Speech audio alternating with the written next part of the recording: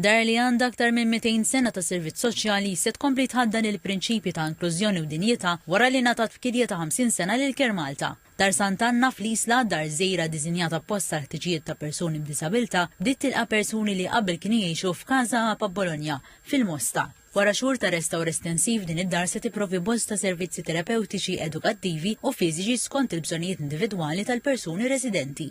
Dar Sant'Anna tmur lura sas-sena 1794 meta Niccolo Dingli u Martu Maddalena Cornelio ħallew b'testament id-dar tagħhom fix-xatt tal-Isla biex tinbidel fi sptar għan nies anzjani foqra u b'diżabilità.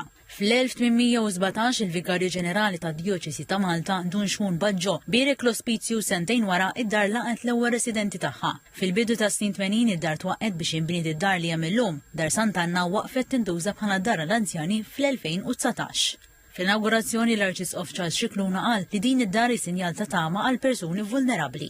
Din id-dar Sant'Anna qiegħda tilqa' 25 persuna li għandhom bżonn tiġijiet speċjali u fl-istess ħin qegħdin niċċelebraw u nfakru is-sinerġija, ix-xogħol flimkien tal-Knisja, tal-Istat u tal-Privat. Il-Ministru għall-Inklużjoni Giulia Farrugia qalet li dar Sant'Anna simbolu ta' komunità li tara fil-valur ta' kull persuna.